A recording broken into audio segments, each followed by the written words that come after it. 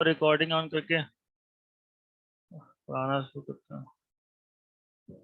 Okay, अब देखते हैं हम लोग किस तरीके से जो अगला चैप्टर हमारा है वो क्या है, फ्रिक्शन है। ठीक है, फ्रिक्शन। और हम लोग को ये समझना कि फ्रिक्शन क्या है। हमारी पहली जो हेडिंग है वो यही है कि परिकल्पना, मतलब कंसेप्ट, फ्रिक्शन का कंसेप्ट क्या है। ठीक है, तो जैसा कि हम लोग समझते हैं कि जब दो सतहों को आपस में संपर्क में लाया जाता है, ठीक है, या एक सतह पर दूसरी सतह को मूव कराया जाता है, उनके बीच में क्या होता है, फ्रिक्शन होता है। ठीक है, वो फ्रिक्शन क्यों होता है, फ्रिक्शन क्यों होता है, फ्रिक्शन इसलिए होता है कि उनके सरफेसेस जो है एकदम स्मूथ नहीं होते, उसमें कुछ न कुछ उभार होते हैं, ठीक है, जो कि एक दूसरे में फंसते हैं, जिनके कारण क्या होता है, फ्रिक्शन होता है, अवरोध होता है। वो एक बॉडी दूसरी बॉडी के ऊपर इजीली जो है स्लिप नहीं करती है, ठीक है, और वो कुछ फंस के आगे की तरफ बढ़ते हैं। ठीक है, इन्हें हम लोग प्रतिरोध करते हैं, और इसी प्रतिरोध को हम क्या कहते हैं, फ्रिक्शन कहते हैं। यहाँ पर देखेंगे, इसमें इसी परिकल्पना के बारे में, इसी कॉन्सेप्ट के बारे में यहाँ पे बताया हुआ है। तो यहाँ देखते हैं क्या बताया हुआ है। यहाँ बताया गया है कि मैदान पर उलटती हुई गेंद कुछ दूर जाकर रुक जाती है। ठीक है, यानी कोई फील्ड है, उसमें बॉल को लुढ़काया जा रहा है, जब कुछ दूरी तक जाएगा उसके बाद वो रुक जाता है। साइकिल पर पैडल चलाना बंद करने पर साइकिल भी कुछ दूरी पर जाकर रुक जाती है। ऐसा क्यों होता है, ठीक है, ऐसा हो, इसमें एक और भी रीजन है, आप बता सकते हैं कि ग्रेविटेशनल फोर्स के कारण होता है। ठीक है, ये भी बात सही हो जाएगी। ठीक है, और फ्रिक्शन के कारण होता है, ठीक है, एनर्जी कंज्यूम कर लेता है वो, इसके कारण भी ये पॉसिबल है। आगे देखिए, गेंद या साइकिल का कुछ दूर जाकर रुक जाने का तात्पर्य है इस पर एक विरोधी बल कार्य कर रहा है। ठीक है, एक विरोधी बल कार्य कर रहा है, मतलब उसको रोकने के लिए उसमें कोई बल लगा रहा है, उसके विपरीत डायरेक्शन में एक तो बल कार्य कर रहा है। यह विरोधी बल गेंद या साइकिल की गति के विपरीत दिशा में होती है। गति की दिशा गति की दिशा विपरीत दिशा लगने पर इस विरोधी बल को घर्षण कहते हैं। इस विरोधी बल को क्या कहते हैं, घर्षण कहते हैं। जो एक क्वेश्चन यहाँ से ऑब्जेक्टिव बन के आता है कि किस दिशा में लगता है, विपरीत दिशा में लगता है। ठीक है, इस बात को समझ लीजिए।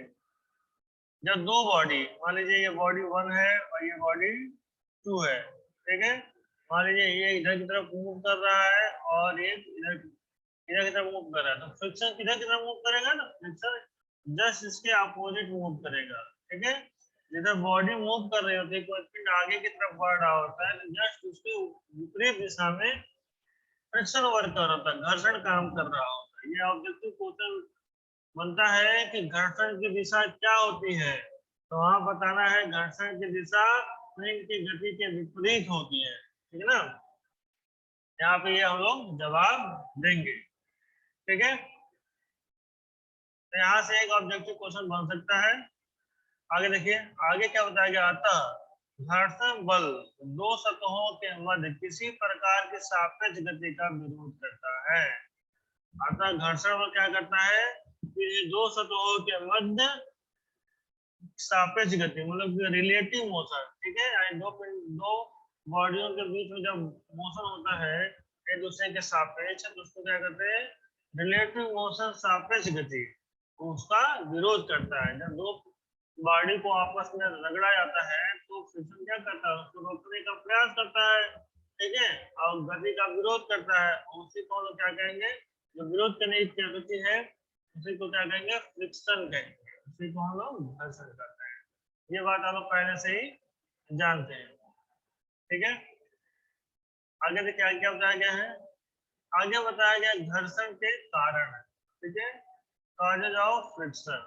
ठीक है, घर्षण का कारण क्या है, घर्षण कारण हमने बताया, जो हमें पिंड स्मूथ दिखाई देता है वो एक्चुअल में स्मूथ होता नहीं है, उसमें कुछ ना कुछ जो है वैली एंड क्रस्ट होता है। जैसे कि हम फिगर में हम देख पा रहे हैं, ठीक है, कि कुछ जैसे कि जो रेड वाला बना हुआ है वो इस तरीके से हमको दिखाई देता है, लेकिन जब उसमें लोग जांच करते हैं तो मालूम चलता है उसमें कुछ जो है नीचे की तरफ गए हुए हैं और कुछ उभार ऊपर की तरफ है, कुछ नीचे की तरफ और फिर कुछ ऊपर की तरफ, फिर कुछ नीचे की तरफ।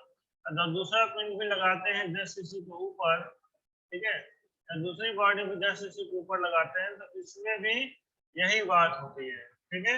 इसलिए जब इसे आगे की तरफ बढ़ाया जाता है, ठीक है, या फिर इसको पीछे की तरफ खींचा जाता है, तो ये जो है उभार जो है और जो गड्ढे हैं एक दूसरे में फंस जाते हैं, ठीक है, जिसके कारण ये स्मूथली आगे नहीं बढ़ते हैं और तब ये जो गति होती है, जो बल होता है उसके विपरीत दिशा में जो है फ्रिक्शन लगाते हैं। अगर नीचे वाले इमेज को हम लोग देख पा रहे हैं, इसमें हम लोग देखेंगे यहाँ पे वो चीजें दिखाएंगे, दोनों दोनों के बीच में कैसी घटनाएं हो रही है वो चीज यहाँ पे दिखाई गई है। तो इस इनके विरुद्ध हमें बल ज्यादा लगाना पड़ता है। जितना ज्यादा ये गड्ढे होंगे, जितना ज्यादा ये उभार होंगे जो कि हमें अपनी आंखों से दिखाई नहीं देते हैं, वो सब छूने मतलब एकदम स्मूथ लगते हैं, लेकिन ये होते हैं, ठीक है।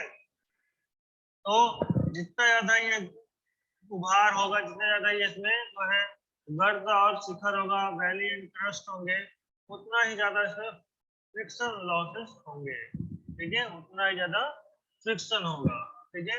तो ये फिगर से समझाने की कोशिश की गई है। आइए अब पढ़ते हैं नोट्स में क्या लिखा है। नोट्स में भी यही बात बताई गई है। क्या बताया गया है?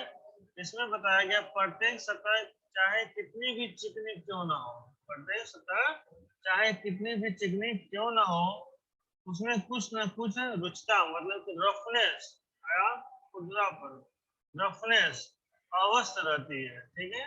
यहाँ पे ये कह रहा है कोई भी सरफेस जो हम लोग हाथ से टच करते हैं लगता है कि बहुत स्मूथ है, ठीक है, लेकिन वो तब पर उसमें क्या होता है, रफनेस होता है। रफनेस का मतलब क्या, उसमें वैली एंड क्रस्ट होता है, ठीक है। जिसे हम लोग अगर जब जांच करेंगे तब हम लोग पाएंगे कि हाँ इसमें है, बहुत कम मात्रा में होगा लेकिन होगा, और वही फ्रिक्शन का कारण भी होगा, ठीक है। आगे देखिए क्या बताया गया है। आगे बताया गया है इस प्रकार की दो सतहें एक दूसरे पर रखी हो तो एक सतह के शिखर दूसरी सतह पर गर्त में फंस जाते हैं, ठीक है। जैसा क्या बताया है, अगर इस प्रकार की दो सतहें एक दूसरे के ऊपर रखी है तो एक का शिखर दूसरे के गर्त में क्या होगा, फंस जाएगा, जैसे कि यहाँ पर देखना है फंस जाएगा, ठीक है। अब सतह यहाँ पर फिगर की बात की गई है, अगर इस सतह एक को दाईं ओर लगाया जाए दोनों को फंस का फर्क नहीं पड़ता है, ठीक है। जब दोनों जो गड्ढा है और जो उभार है आपस में फंस जाएंगे तो घसकाने पर नहीं घसकेंगे, क्योंकि बल की मात्रा बहुत ज्यादा होती है, इस तरह से वो घसकते हैं, लेकिन क्या होता है वो विरोध करते हैं, ठीक है, स्लिप करने का, घसकने का। और विरोध करना ही क्या कहलाता है, हमारा फ्रिक्शन कहलाता है, ठीक है। प्रतिक्रिया बल ही क्या होता है, उसका जो प्रतिक्रिया बल होता है वही हमारा क्या होता है, घर्षण बल होता है। प्रतिक्रिया बल को हम लोग क्या करते हैं, घर्षण बल कहते हैं। इस बात को अच्छे से समझ लेना है कि घर्षण क्या होता है, ठीक है। जो उसकी प्रतिक्रिया बल है उसी को हम लोग घर्षण बल कहते हैं। घर्षण बल गति की विपरीत दिशा में काम करता है, इस चीज को करता है, ठीक है। आगे देखते हैं, आगे हम लोग क्या देखना है, नेक्स्ट हेडिंग हम लोग के पास है क्या, स्टैटिक एवं गतिज घर्षण, स्टैटिक एंड काइनेटिक फ्रिक्शन। तो स्टैटिक एंड काइनेटिक फ्रिक्शन क्या होता है, ठीक है। देखिए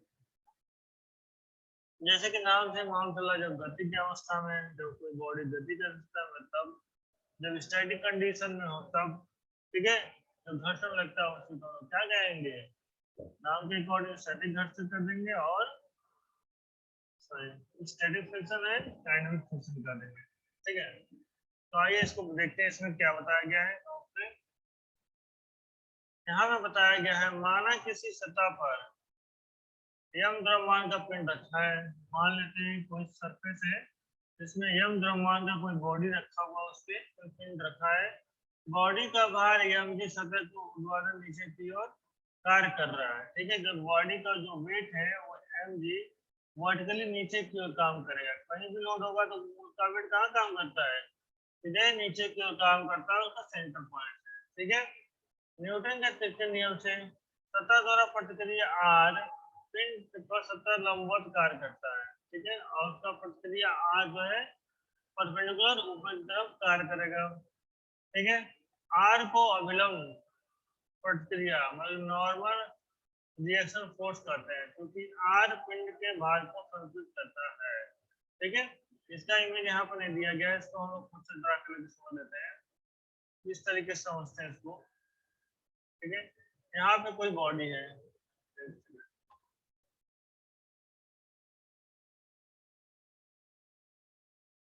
यहाँ पे कोई बॉडी है इस तरीके से। ठीक है, इसका वेट कहाँ काम करेगा, इसका वेट नीचे की तरफ काम करेगा।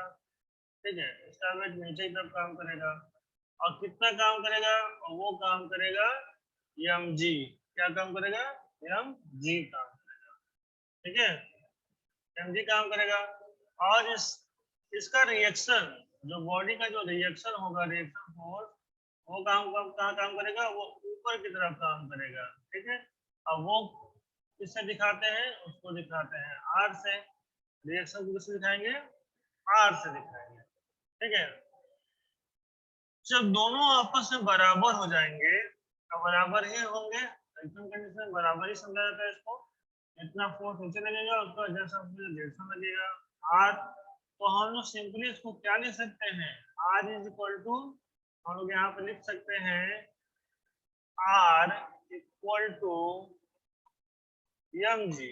ठीक है, क्या लिखेंगे, R equal to M G. ठीक है, तो हमें यहाँ से मालूम चल गया कि क्या है, R equal to M G होता है। ठीक है, ये कॉन्सेप्ट, उसका लोड नीचे की तरफ काम कर रहा है और उसका रिएक्शन ऊपर की तरफ काम कर रहा है, इस बात को भी हमको ध्यान में रखते चलना है कि ऐसा होता है। रिएक्शन परपेंडिकुलर जो है वर्टिकली वर्क करता है, और वर्टिकली के नीचे की तरफ उसका वेट वर्क करता है। ठीक है, आगे देखिए, आगे क्या बता रहा है, आगे बताया जा रहा है कि जब पिंड पर बाह्य बल F लगाया जाता है। ठीक है, अब पिंड पर बाहरी बल F लगा करके ढकेलने की कोशिश की जाएगी। ठीक है, तो पिंड पर जब बाहरी बल F लगाया जाता है तो घर्षण स्मॉल f बाह्य बल का विरोध करता है। तो घर्षण क्या करता है, तो घर्षण के बल को स्मॉल f से रिप्रेजेंट किया गया है। ठीक है, जो एक्सटर्नल फोर्स लग रहा है उसे कैपिटल एफ से रिप्रेजेंट किया गया है, जो फ्रिक्शन फोर्स है उसे स्मॉल एफ से रिप्रेजेंट किया गया है। ठीक है, तो जब यह फोर्स को अप्लाई कर रहे हैं तो उसको रोकने के लिए जो फ्रिक्शन बल लग रहा है वो क्या लग रहा है, हमारा स्मॉल एफ लग रहा है। ठीक है, जब ऐसी कंडीशन हो कि बॉडी में कोई मूवमेंट ना हो रहा हो, जब ऐसी कंडीशन हो कि बॉडी में कोई मूवमेंट ना लग रहा हो, तब क्या हो जाएगा, F is equal to small F, जो कि यहाँ पर दिखाया गया है। ठीक है, F is equal to small S. ठीक है, F is equal to F, small F is equal to capital F. क्यों यहाँ पर लिखा गया, अब ध्यान से इसको देखेंगे तो नीचे स्मॉल एस लिखा हुआ है। इसका क्या मतलब है, इसका ये मतलब है, यस का मतलब क्या है, स्टैटिक। ठीक है, मतलब किसी बॉडी पर फोर्स लगाया जा रहा है, यहाँ पर समझिए, अब किसी बॉडी पर फोर्स लगाया जा रहा है, लेकिन उस फोर्स की वजह से वो आगे नहीं बढ़ रहा है। ठीक है, उस फोर्स की वजह से वो आगे नहीं बढ़ पा रहा है। यहाँ पे जो लगाया जा रहा है वो क्या लगाया जा रहा है, एफ लगाया जा रहा है, एक्सटर्नल फोर्स एफ लगाया जा रहा है, और इंटरनल से क्या लग रहा है, इंटरनल से स्मॉल एफ लग रहा है। ठीक है, अगर दोनों आपस में बराबर हो जा रहे हैं तो उस बॉडी में कोई भी मूवमेंट नहीं होगा, यानी बॉडी को फोर्स लगाने के बावजूद वो आगे की तरफ नहीं बढ़ रहा है, मतलब कि क्या है, वो स्टैटिक कंडीशन में है, स्थिर अवस्था में है। ठीक है, स्थिर अवस्था में तो इसके अंदर जो एफ लग रहा है, स्मॉल एफ लग रहा है, उसको हम लोग क्या लिखेंगे, उसको हम लिखेंगे एफ यस। यस का मतलब कि स्टैटिक। ठीक है, तो इसीलिए यहाँ पे क्या किया गया है, यहाँ पे लिखा गया है, यहाँ पर देखेंगे F S equal to capital F. ठीक है, यानी लगने वाला जो स्टैटिक फ्रिक्शन फोर्स है वो एक्सटर्नल फोर्स के इक्वल है, ठीक ना। तो क्योंकि इक्वल है तभी ये स्मॉल एफ एस है, ठीक है। अगर मूव करने लगेगा, ठीक है, अगर एक्सटर्नल फोर्स इतना लगा दिया जाए तो मूव करने लगे, तब हम लोग क्या कहेंगे, तब उसको कहेंगे काइनेटिक फ्रिक्शन, ठीक है। अगर मूव नहीं कर रहा है तो उसे हम लोग बोले स्टैटिक फ्रिक्शन, ठीक है। आगे देखिए, आगे क्या बताया गया इसमें, यहाँ पे लिखा है, इसको पढ़ते हैं। अब पिंड पर बार बार लगाने से बार बार विरोध करता है, जबकि पिंड विरामावस्था में रहता है। पिंड कैसा है, एट रेस्ट, ठीक है, विरामावस्था में रहता है, तो कोई मूवमेंट नहीं जाता है, स्थिर रहता है। तब तक घर्षण बल का मान बाह बल के बराबर रहता है। तब तक जब तक घर्षण बल का मान फ्रिक्शनल फोर्स जो होता है इक्वल टू होता है एक्सटर्नल फोर्स, ठीक है, बाह बल के बराबर होता है, ठीक है। पिंड पर विरामावस्था में पिंड पर लगने वाले घर्षण बलों को static force, static friction force, ठीक है, स्टैटिक फ्रिक्शन कहते हैं, स्टैटिक घर्षण कहते हैं। इसको रिप्रेजेंट कैसे करते हैं, स्मॉल एफ एस से, ओके। आगे देखिए, उपरोक्त से स्पष्ट है कि बाह्य बल शून्य होने पर, बाह्य बल शून्य होने पर स्टैटिक बल का मान भी क्या होता है, हो जाता है। अगर एक्सटर्नल फोर्सेस को बॉडी से हटा दिया जाए तो इंटरनल जो फोर्स लग रहा है, जो इंटरनल फ्रिक्शन फोर्स लग रहा है, वो भी क्या हो जाएगा, जीरो हो जाएगा, ठीक है। जैसे जैसे बाह्य बल का मान बढ़ाते जाते हैं वैसे वैसे स्टैटिक फोर्स भी बढ़ता जाता है, स्टैटिक फ्रिक्शन भी क्या होता है, बढ़ता जाता है, स्टैटिक घर्षण भी बढ़ता जाता है। अतः स्टैटिक घर्षण बल एक में सामंजस्य स्थापित करने वाला बल है, सेल्फ एडजस्टमेंट वाला फोर्स है। अगर नया ऑब्जेक्टिव क्वेश्चन मिल गया, क्या फ्रिक्शन जो फोर्स है उसका नेचर कैसा है, उसका नेचर कैसा है, तो हम लोग यहाँ पे अभी पढ़ा कि सेल्फ एडजस्टमेंट फोर्स है ये, ठीक है, वो अपने आप को एडजस्ट कर सकता है। अगर बाहर से 10 न्यूटन का बल लग रहा है तो अंदर से अगर उसकी कैपेसिटी है बॉडी की, वो 10 न्यूटन का बल लगाएगा। 2 न्यूटन का बल लग रहा है तो 2 न्यूटन का बल लगाएगा। 12 न्यूटन का बल लगा है तो 12 न्यूटन का बल लगाएगा। अगर 50 न्यूटन का बल लग रहा है, अगर उसकी कैपेसिटी नहीं है 50 न्यूटन की बल की, 40 न्यूटन का है तो 40 न्यूटन लगाएगा, 10 न्यूटन के बल से वो मूव करेगा आगे की तरफ, ठीक है। तो यहाँ पे एक और चीज हम लोग जाने कि जो फ्रिक्शन फोर्स होता है उसमें सेल्फ एडजस्टिंग कैपेसिटी होती है, ठीक है, ये चीज हम लोग सीखा, ठीक है। अब आगे की तरफ बढ़ते हैं।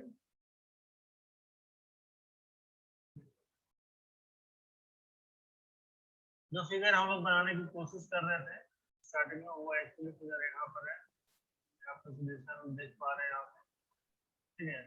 यहाँ पे बाहर की तरफ एक बल कार्य कर रहा है, बाहर की तरफ जो बल कार्य कर रहा है वो क्या है, आप देखेंगे बाहर की तरफ बाह्य बल जो कि एक्सटर्नल फोर्स का होता है, जस्ट उसके अपोजिट डायरेक्शन में क्या काम कर रहा है, स्मॉल एफ लिखा गया, फ्रिक्शन काम करता है, ठीक है। और उसका भार, पिंड का भार एम डी नीचे की तरफ जस्ट अपोजिट डायरेक्शन में क्या काम कर रहा है, रिएक्शन उसका आर काम कर रहा है, ठीक है। इतना समझ में आ गया हम लोग को, एक्सटर्नल फोर्स के जस्ट अपोजिट डायरेक्शन में क्या काम करेगा, फ्रिक्शन काम करेगा, और जो उसका वेट है एम जी, उसके अपोजिट डायरेक्शन में क्या काम करेगा, उसके अपोजिट डायरेक्शन में काम करेगा उसका रिएक्शन, ठीक है, रिएक्शन काम करेगा, ठीक है। इस फिगर को हम पहले ही समझ चुके हैं और यहाँ पर भी हम समझ लिया। अब देखते हैं कि इसमें क्या बताया जा रहा है। देखिए, इसमें बताया गया अब यदि पिंड पर लगाया गया बाह्य बल का मान लगातार बढ़ाते जाएं तो, ठीक है, बाह्य बल जो बाहर लग रहा है उसके मान को क्या कर रहे हैं, बढ़ाते जा रहे हैं, 10 न्यूटन लगाए 20 30 50 ऐसे न्यूटन बढ़ाते जा रहे हैं। तो एक स्थिति ऐसी आती है कि पिंड गति करने वाला होता है, एक स्थिति ऐसी आती है कि फ्रिक्शन फोर्स और एक्सटर्नल फोर्स की वैल्यू क्या हो जाती है, इक्वल हो जाती है, एकदम बराबर हो जाती है। अब केस ये आता है कि थोड़ा सा भी बल बढ़ा देंगे तो बॉडी क्या हो जाएगी, मूव करने लगेगी, बॉडी मूव करने लगेगी, ठीक है। तो इस समय पिंड विरामावस्था से चलने वाला होता है, इस समय क्या होता है, पिंड कंसित विरामावस्था से गति की अवस्था में आने वाला होता है। इसलिए इस समय स्थैतिक घर्षण का मान अधिकतम होता है। इस समय क्या होता है, स्टैटिक फ्रिक्शन की वैल्यू मैक्सिमम हो जाती है। जो स्टैटिक फ्रिक्शन होता है उसकी वैल्यू क्या हो जाती है, मैक्सिमम हो जाती है, जिसको एफ दिखाया गया था।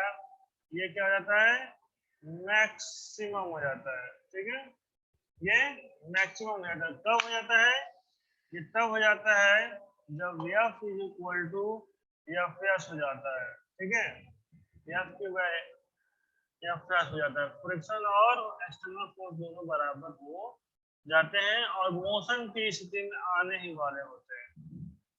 ऐसे कंडीशन को क्या कहते हैं, ऐसे कंडीशन को बोलते हैं लिमिटिंग फ्रिक्शन। ठीक है, सीमांत घर्षण क्या बोलते हैं, सीमांत घर्षण, लिमिटिंग फ्रिक्शन। ठीक है, अब देखो, अब यहाँ पे भी पूछा सीमांत घर्षण क्या होता है, इससे भी ऑब्जेक्टिव बनेगा। ठीक है, इससे भी ऑब्जेक्टिव बनेगा कि सीमांत घर्षण क्या होता है। तो सीमांत घर्षण के बारे में क्या बताएंगे, जब सीमांत घर्षण में क्या होता है कि फ्रिक्शन की वैल्यू मैक्सिमम होती है, स्टैटिक फ्रिक्शन की वैल्यू मैक्सिमम होती है और बॉडी जस्ट मूव करने वाली ही होती है। ठीक है, अगर थोड़ा सा ही बल की मात्रा को बढ़ा दिया जाएगा तो बॉडी जस्ट मूव करने वाली ही होती है। ठीक है, वो हम लोग सीमांत घर्षण करते हैं। अब देखिए, अब माना कि वहां बल का मान सीमांत घर्षण से अधिक हो जाता है। अब क्या करते हैं, बल को थोड़ा सा और बढ़ा देते हैं तो पिंड गति करने लगता है। पिंड क्या करने लगता है, गति करने लगता है। इसका अर्थ यह करता ही नहीं निकालना चाहिए कि घर्षण समाप्त हो गया। गति करने का मतलब ये नहीं है कि फ्रिक्शन खत्म हो गया। फ्रिक्शन खत्म हो जाता है अगर तो किसी बॉल को हम लुढ़काते तो वो लुढ़कता ही जाता, लुढ़कता ही जाता, लुढ़कता ही जाता, लेकिन ऐसा नहीं होता है। गति की अवस्था में भी उसमें फ्रिक्शन क्या होता है, काम करता रहता है, घर्षण काम करता रहता है। ठीक है, आगे देखिए, इस समय भी घर्षण बल कार्य करता रहता है। गति की अवस्था में पिंड पर लग रहे घर्षण बल को गति घर्षण मतलब काइनेटिक फ्रिक्शन कहते हैं। ठीक है, जब गति करता है और उसके दौरान जो फ्रिक्शन बल लगता है उसको हम लोग क्या कहते हैं, गतिक घर्षण मतलब कि काइनेटिक फ्रिक्शन कहते हैं। काइनेटिक फ्रिक्शन को हम लोग के से दिखाते हैं। ठीक है, काइनेटिक फ्रिक्शन को स्मॉल एफ में के से रिप्रेजेंट करते हैं। ठीक है, यहाँ पर तीन चीजें हम लोगों ने देखा। क्या देखा कि जब बॉडी, ठीक है, जब बॉडी फोर्स लगाने पर स्थिर अवस्था में होती है, फोर्स लगाया जा रहा है, मूव नहीं कर रही है, ठीक है, तब क्या हो रहा है, तब उसको बोल रहे हैं स्टैटिक फ्रिक्शन। और जैसे ही फोर्स पूरा इक्वल हो गया और थोड़ा सा भी लगा देने पर अगर वो आगे बढ़ने ही वाला है, ऐसी कंडीशन आ गई, उसको बोलते हैं सीमांत घर्षण, लिमिटिंग फ्रिक्शन। ठीक है, क्या बोलते हैं, सीमांत घर्षण, लिमिटिंग फ्रिक्शन यहाँ पर है। ठीक है, सीमांत घर्षण, लिमिटिंग फ्रिक्शन। और थोड़ा सा बल लगा और बढ़ा दिए और वो गति करने लग गई तो उनके बीच जो बल लग रहा है उसको हम लोग क्या कहेंगे, तो उसको हम लोग कहेंगे काइनेटिक फ्रिक्शन। ठीक है, और इसे रिप्रेजेंट कर रहे हैं एफ के से, और इसे कैसे रिप्रेजेंट कर रहे हैं, एफ के से। ठीक है, इतनी चीजें हम लोग को क्लियर हो गई। फ्रिक्शन क्या होता है ये हम लोगों ने समझा। ठीक है, फ्रिक्शन का नेचर कैसे है, कैसे काम करता है, ये हम लोगों ने समझा। स्टैटिक फ्रिक्शन क्या है, लिमिटिंग फ्रिक्शन क्या है, काइनेटिक फ्रिक्शन क्या है, ये हम लोगों ने समझा। उसके रिएक्शन और उसके वेट के बारे में भी हम लोगों ने समझा। इतनी सारी चीजें हम लोगों ने समझ लिया है। अब इससे ऑब्जेक्टिव क्वेश्चन बन सकते हैं। ठीक है, तो जो चीजें हम समझ रहे हैं उसको ध्यान में रखिए क्योंकि आगे इसी से ऑब्जेक्टिव क्वेश्चन बन करके सामने आने वाले हैं। ठीक है, कंसेप्ट क्लियर होगा, फंडा क्लियर होगा तो हम लोग इजीली वहां पे क्वेश्चन को सॉल्व कर पाएंगे। देखिए यहाँ पे क्या बताया गया है, एक डायग्राम आपके सामने रिप्रेजेंट किया गया है।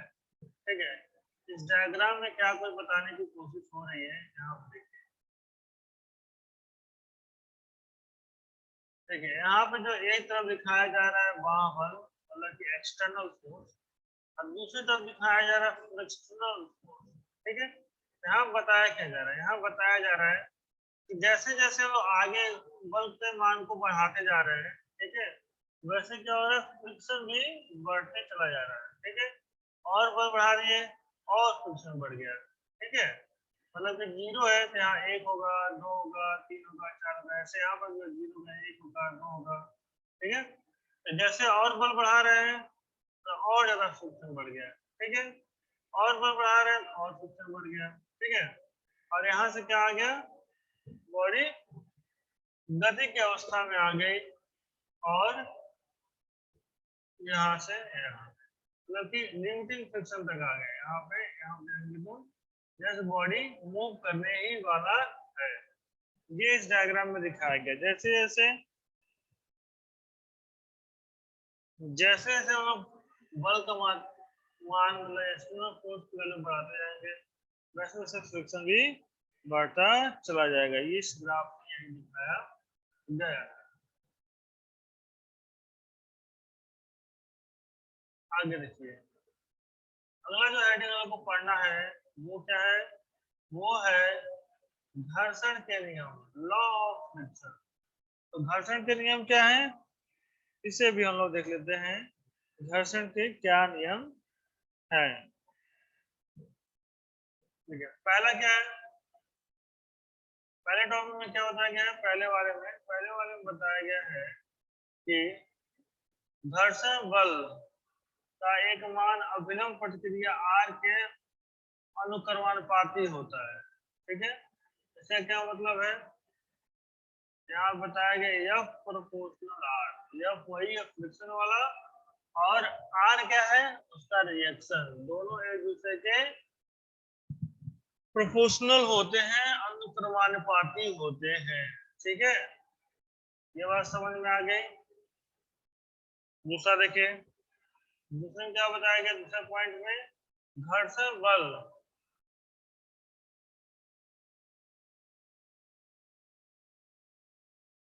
बल की दिशा पिंड की सापेक्ष गति की दिशा के विपरीत होता है।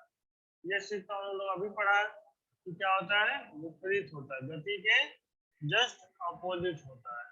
ठीक है, आगे देखिए क्या बताया गया है, तीसरा बताया गया घर्षण बल का मान सतह के क्षेत्रफल से स्वतंत्र होता है। ठीक है, घर्षण बल का मान सतह के क्षेत्रफल से क्या होता है, स्वतंत्र होता है। इसका क्या मतलब है, इसका ये मतलब है जो घर्षण की वैल्यू है क्षेत्रफल पर डिपेंड नहीं करते, चाहे इतना बड़ा सरफेस हो, चाहे इतना बड़ा सरफेस हो, चाहे इतना बड़ा सरफेस हो, चाहे इतना बड़ा सरफेस हो। ठीक है, घर्षण की वैल्यू जो है वही होती है, वो एरिया पे डिपेंड नहीं करती है। इस बात को एकदम समझ लीजिएगा। ऐसा नहीं कि ज्यादा सरफेस है तो ज्यादा वहां पे फ्रिक्शन का वैल्यू होगा, नहीं। जैसे कि ये पार्ट तो है, जितना फ्रिक्शन ये करेगा उतना फ्रिक्शन ये भी करेगा। ठीक है, लेकिन उसका एरिया ज्यादा है, बस इतना ही है, फ्रिक्शन की वैल्यू सेम है। ठीक है, तो यहाँ तीसरा पॉइंट यही बताया गया, घर्षण बल का मान सतह के क्षेत्रफल से स्वतंत्र होता है। ठीक है, क्षेत्रफल पर डिपेंड नहीं करता है। उसके बाद देखिए चौथा, घर्षण बल का मान सतह की रुक्षता पर निर्भर करता है। घर्षण बल का मान किस पर निर्भर करता है, सतह की रुक्षता मतलब रफनेस पर डिपेंडेंट होता है। उसका रफनेस कितना है इस पर डिपेंडेंट होता है, ना कि एरिया पर डिपेंडेंट होता है। ठीक है, ये सब एक एक लाइन जो हम बता रहे हैं अभी, ये सब के सब ऑब्जेक्टिव क्वेश्चन बनाता है। ठीक है, इसको ध्यान से पढ़ना है। पांचवा देखिए, घर्षण बल का मान पदार्थ पर भी निर्भर करता है।